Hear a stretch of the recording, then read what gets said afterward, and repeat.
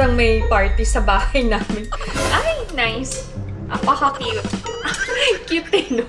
Sa mga gustong magpagawa ng sirang gamit sa bahay nila, tawagan nyo lang ako. Sideline ko yun. Magaling din ako manahi sa mga gustong magpatahi. Ang daming popular na silog-silog sa atin, no? Daing silog, tap silog, ham silog, bacon silog. May mga ganun ba?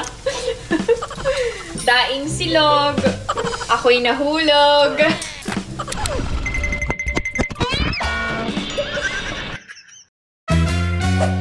Annyeong! Hi everyone! Welcome back to my channel. This is Pinay Mom in South Korea and this is a day in my life.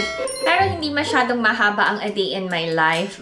Meron lang tayong gagawing household chores and errands and syempre, hindi mawawala ang pagluluto ng special dinner for my Korean family.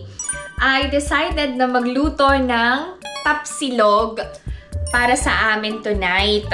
I know pang almusal ang tapsilog, pero pwede naman siyang kainin ng hapunan, diba? So, first time ko ding maghahanda ng tapsilog para sa Korean family ko and hopefully magustuhan nila. Ang tapa naman ay baka. So, sigurado ako na walang reklamo si Ijun.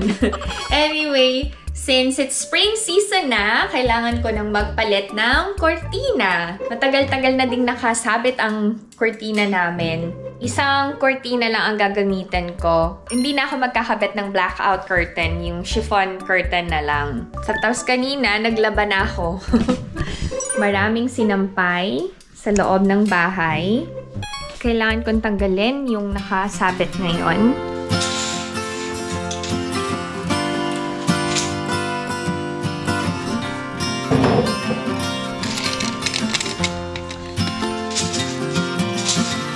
Matrabaho talaga, no? Kapag nag-aayos-ayos tayo sa bahay.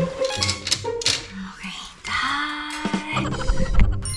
Kanina umaga, nagpalit na ako ng beddings and cortina dito sa master. Ito yung ipapalit ko. Dahil pin type ang aming cortina, maglalagay tayo ng pins. Do I enjoy doing household chores? To tell you honestly, yes. But there are times that I don't feel like doing anything. I think kahit naman sino, diba? Dumarating talaga tayo sa point na tamad tayo. Yung gusto lang natin nakahiga, tas kumain. May mga ganyang moments din ako to netizens. Hindi naman ako everyday sobrang sipag talaga. Pero kapag nagsipag ako, sobra naman sa sipag. Yung tipong sumasakit na yung ulo ko sa sobrang sipag ko. Tapos may mga times na hindi na ako makahinga sa sobrang pagod ko. Hindi yung tama. Hindi ko yun ina-advise gawin. So, diba, mapapanood nyo sa mga vlogs ko, nagpapaalam na ako kapag hindi ko na talaga kaya. Unlike before, tatapusin ko talaga. Health is wealth. Etong mga chiffon curtains ko, nabili ko lang to sa Goodwill. Yung Goodwill is a thrift store na ang mga employees nila ay PWD. So, nakakatulong talaga sila. And, ang ganda ng name ng store, Goodwill. Hindi lahat ng tinda doon, second hand, may mga brand new. Kagaya na itong mga chiffon curtains talaga. Nakapack pa. Shortihan lang din talaga. May mga tao na magaling talagang mag-ukay-ukay eh. When I was in college, alam nyo, I remember yung mga close friends ko. Wait, someone is calling me. 카드 있잖아. 엄마한테 있지? 알았어. 잃어버린 줄 알았어. 그랬어? 어디야? 나 학원 가려고. 알았어. 조심해 다녀. Bye-bye. Akala niya nawawala yung card na ginagamit niya pang allowance niya. Kinuha ko sa kanya kagabi kasi may binili ako. Napansin niyo, no? Nag-iba na yung boses ni Ijun. Binatang-binata na yung tuki ko. Hindi ko na pwedeng bebehin talaga. Pero lately, si Ijun sa akin tumatabi matulog. Kaya ako ay masaya. Masarap ang tulog ko kasi katabi ko si Iju. Dati si Ina. Tapos nung nagkaroon na siya ng crush na yan, doon na siya natutulog sa kwarto niya. Naichipwera na ako. Naalala ko, what is crush? Crush is paghanga sa taong nakatungangaw. Yung slam book, di ba? Tapos who is your first love? God. Meron pa tayo nun yung flames, di ba?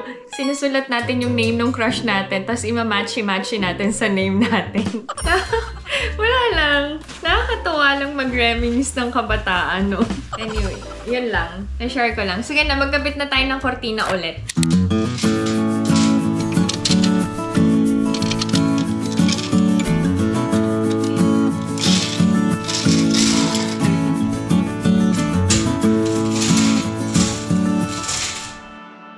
Tatanggalin naman natin yung mga pins dito sa maduming kortina. Matrabaho din to pag 4 seasons. Kasi magpapalit ka ng bedsheets, ng kortina, tapos yung mga damit. Iba din ang suot every season. Matrabaho na, magastos pa. Masakit din sa kamay ito pagtatanggal ng pin. Sakit na kaya ng kamay ko. May nagsuggest na pagpahingahin ko na daw yung kuko ko sa gel nail. Okay, to netizens. Makikinig ako. Hindi na ako magpapa-gel nail next time. Pero magpapa-clean lang ako ng fingernails.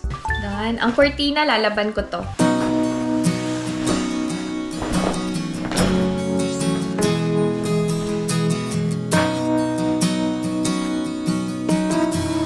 Natanggal yung screw ng upuan. Ito kakabit ko lang.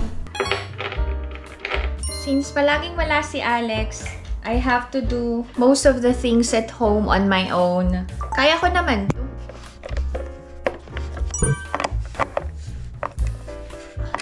Sa mga gustong magpagawa ng sirang gamit sa bahay nila, tawagan nyo lang ako. Sideline ko yun. Okay, so okay na. This time, magpapalit na ako ng cushion cover.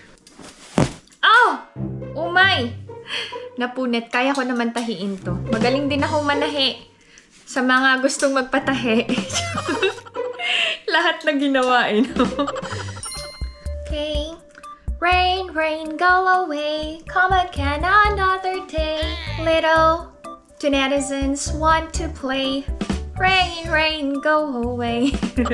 Alam niyo, nag-e-enjoy ako sa ulan. Tapos gustong-gusto ko naririnig yung patak ng ulan. Yung ulan lang hindi yung bagyo. Sa atin kasi, 'di ba? May panahon ng summer, tapos may panahon ng tag-ulan. Grabe yung bagyo. Rainbow naman. Ano ba It's a rainbow, it's a rainbow. Tama ba yung kanta na yun? Oh, this time? Oh, Mr. Sun, Sun, Mr. Golden Sun, please shine down on me. Pag moon, lullaby, and good night. Close your eyes and sleep tight.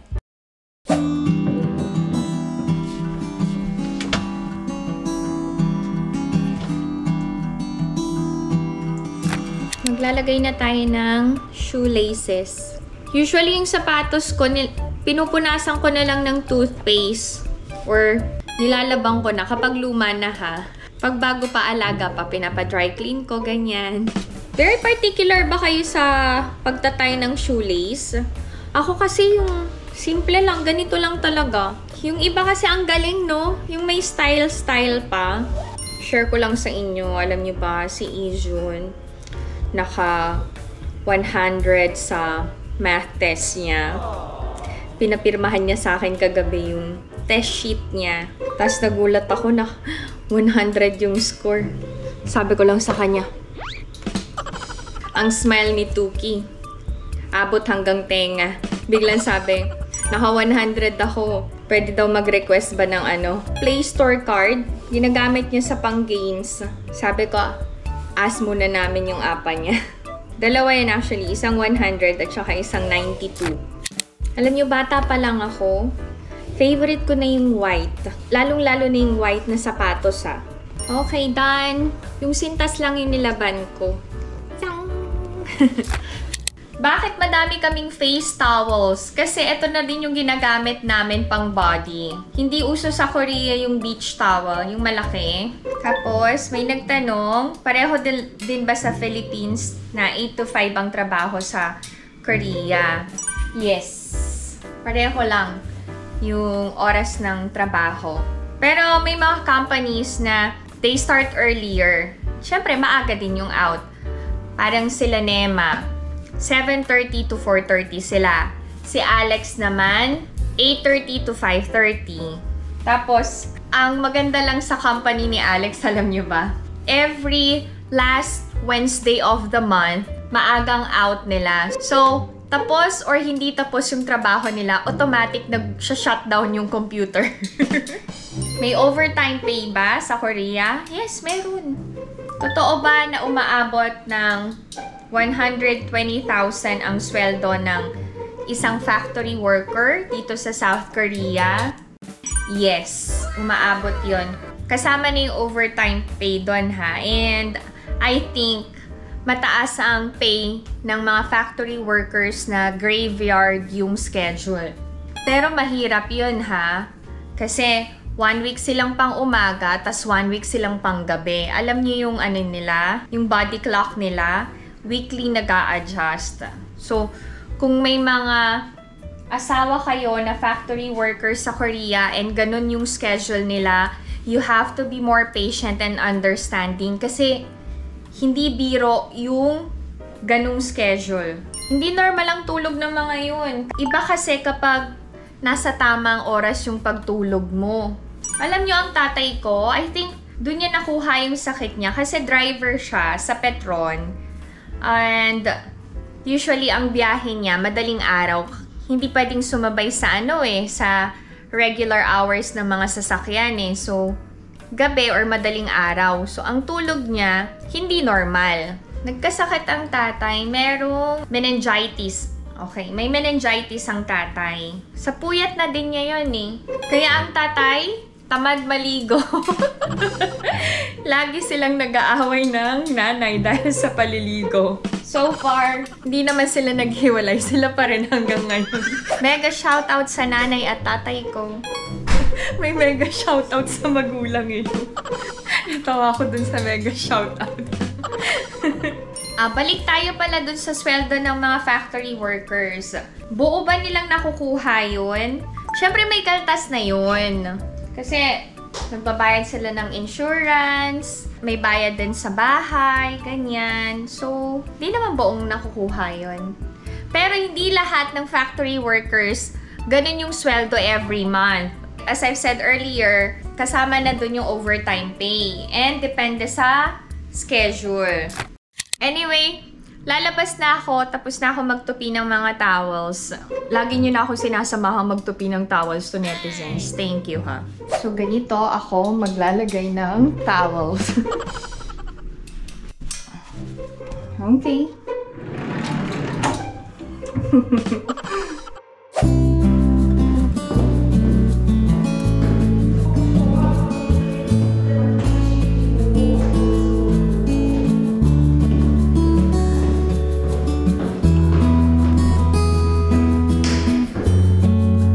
Na-miss niyo yung B-roll na gano'n, no? Na-miss ko din gawin yan. Pupunta tayo ngayon sa dry cleaning shop. Kukunin ko na yung bomber jacket na pinadry clean ko. Okay na si Kia Pride. Maayos na siya. Hindi ko pa kailangan mag-upgrade ng sasakyan. Wala nang sira si Pride. Safe ko na siyang masasakyan ngayon.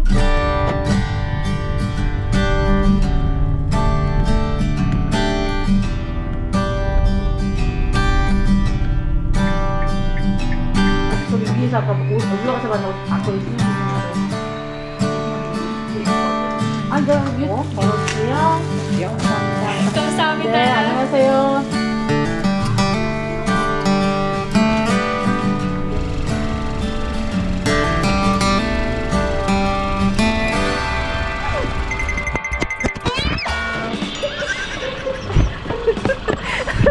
Nahulog yung camera ko.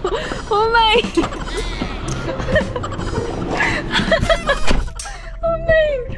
Okay, so far okay yung GoPro.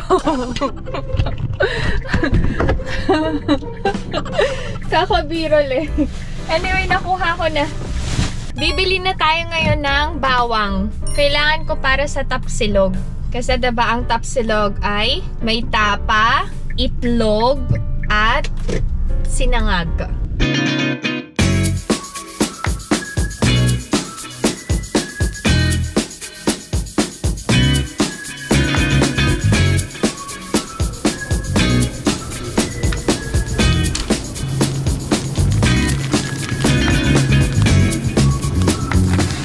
Minced garlic na yung binili ko.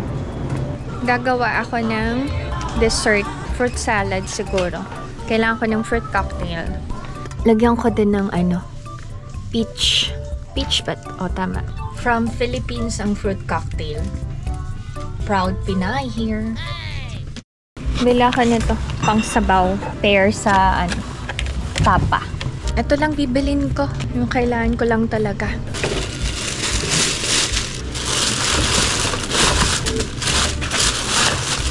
Oh, bigat. Bigat nung lata ng fruit cocktail.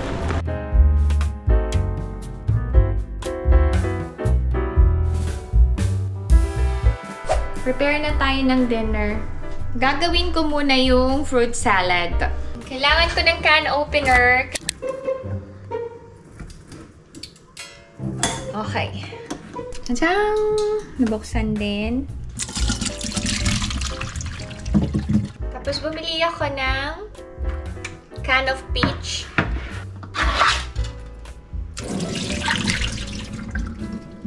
Tinatamad na akong gumamit ng chopping board. Hindi naman ako masusugat, don't worry. I'm careful. Patnubay ng magulang ay kailangan. So, maglalagay na tayo ngayon ng condensed milk and Nestle cream.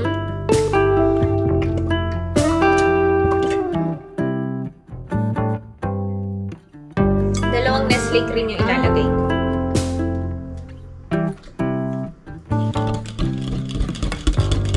Tingnan natin ang peaches.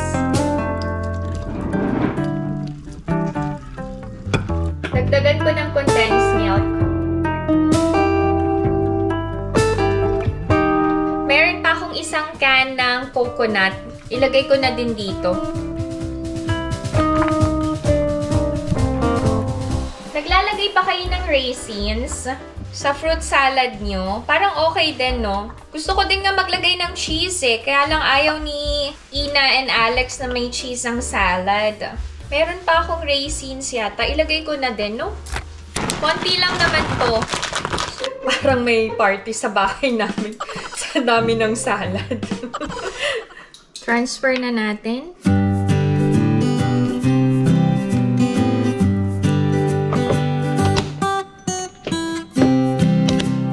Magluluto na ako ng tapsilog. Unahin ko muna yung itlog. Mega shout out kay Fert's Kitchen TV. Sa kanya ko to nabili. Ready to cook na natapa. Sa mga nasa Korea and may cravings kayo ng Filipino food, don't forget to check Fert's Kitchen sa page niya. And then meron din siyang YouTube channel niya, Fert's Kitchen TV. Panoorin nyo, madaming recipes doon. Itlog muna yung lulutuin ko.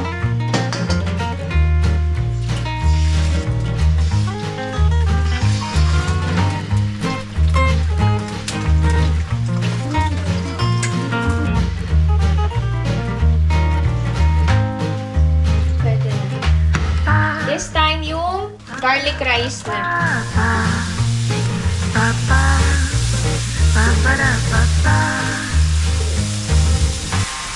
Ang daming popular na silog-silog sa atin, no? Daing silog, tapsilog, ham silog, bacon silog. May mga ganun ba? Daing silog, ako'y nahulog. Mag-separate lang ako ng pang-top. Pwede na maglagay ng rice. Tapos lagyan ko ng parsley.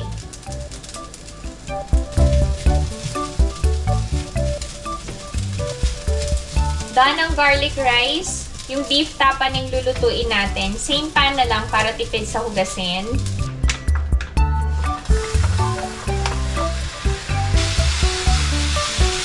Wait, tawagan ko si Fert's Kitchen TV. Annyeong! Fert's Kitchen TV! Annyeong ka netizen! Ang dami kong binibake. Oh, look! This is creamy macaroon sa Fert's Kitchen. One of favorite ni Ina. I'm cooking your beef tapa. Beef tapa, wow. Paano ito lutuin? Direct frying lang. Sige na, low heat. Ano lang to, medium heat lang. Sige, okay, just to make sure. Thank you. Bye, Fert's Kitchen TV. Bye. Transfer ko na lalagyan tong binili kong garlic.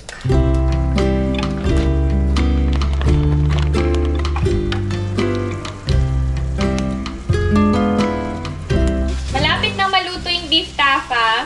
Mukhang masarap. Pag bagong derma talaga, hindi okay yung skin. Ngayon nga medyo umokay na eh. Ito talaga yung problema ko eh, yung right cheek ko.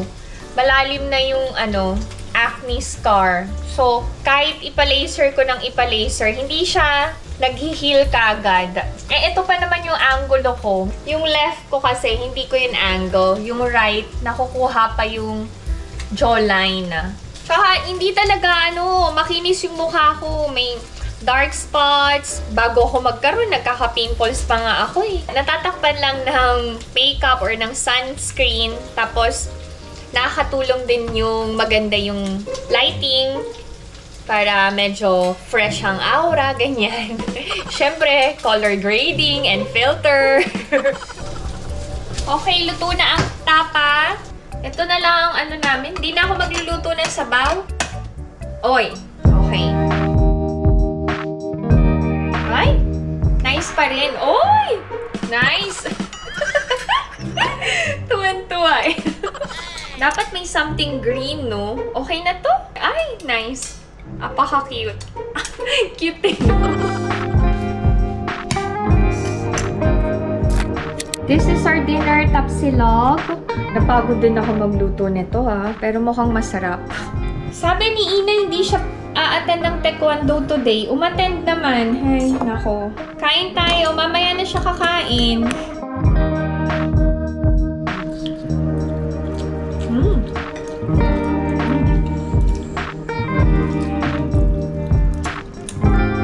Sarap naman. Masarap. Anytime naman pwedeng kainin ng tapsilok, di ba? Hindi lang siya pang-almusal. Pwedeng tanghalian and hapunan.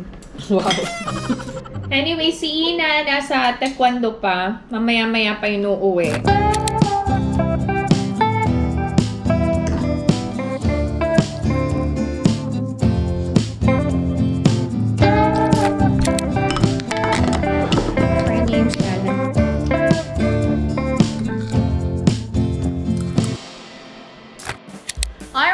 Successful ang tapsilog, nagustuhan ng mga kids ko and enjoy ko talaga.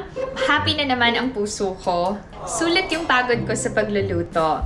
Thank you so much to netizens sa pagsama sa akin ngayong araw na to. If you enjoyed watching this video and new to my channel, please consider subscribing, like and share. Pinay Mom in South Korea. Stay safe everyone. Bye!